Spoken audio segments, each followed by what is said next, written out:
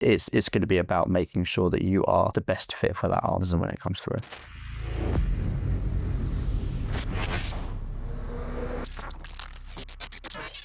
Hi there and welcome to From Ideas to Results. I'm joined by Ryan from our SEO team here at Sleeping Giant Media, and we're diving into all the things that are happening in the world of SEO. Two main updates, and one of them is Google's update. So should we start there? March is a long time ago now, but they had their core update, which they rolled out. It's seen probably the most volatility in a core update since the December one, and arguably more volatile than the December update. That's likely off the back of the spam update that it literally just followed as well. And we're actually seeing that it's now really shifting how authority is seen from a search engine results, because ultimately the aggregators are losing, but the good authoritative brands, they're really winning. So the main thing is that you've seen so far is that if you own the product or service, you're benefiting from that. Correct, yeah. So I mean, essentially, if you're the destination, that's where you really want to be winning, and you are starting to win a lot more now. So if you're relying on aggregators to really service your services or your products, that's where that kind of risk is going to be. And if you're that intermediary, that's where it starts to struggle with.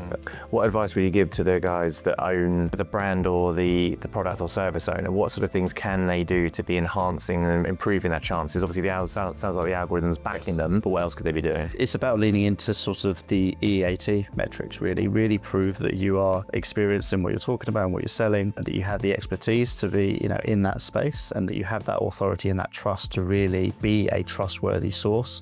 Basically, the more you can talk about yourself and the more that other people can talk about yourself as an authority and a trusted brand, the more likely you are to see good results. And really, it's going to be about making sure that you are the best fit for that answer when it comes through. And what do you think Google's kind of play here is? Why are they doing this? Obviously, aggregators has been a large part of the sort of the internet ecosystem for a long time. What's Google's kind of long-term ambition here? I think it's basically to start to drive people directly to those user journeys. That means that they stay within the Google search results page, and then they click through to that relevant page, and then will navigate back to Google, rather than relying upon sort of third-party websites that could actually take away from the likes of Google AI mode. So we did a read, obviously talking to a group of insurance companies, and we talked about the challenge of aggregation there. Google's AI mode and ChatGPT, they are by almost default aggregators themselves. So for them to promote aggregators is counter to that. And I think as well that this is also the next step to going to that agentic search as well. That we have to remember is coming and has arrived in some places. You can now book tables via your AI,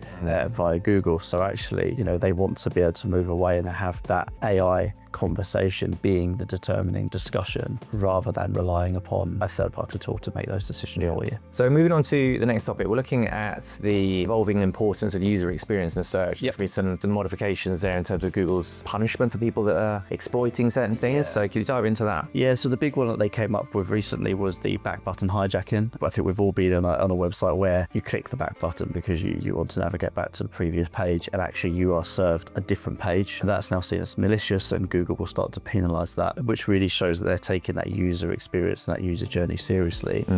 Ultimately, if you're being served a page that you didn't choose to see, that is a bit of a sort of black hat tactic, essentially. It is something that was historically built into some websites, so it's definitely worth making sure that if that is a functionality in a website, it's disabled, and that actually just that clear user journey is defined. Well, those are the main things that are happening this month, so a few things to keep your eyes open for. If you like this, do check out our website and our social. We've got loads more content covering the questions and topics that are arising in the sector. That's it from us. We'll see you next time.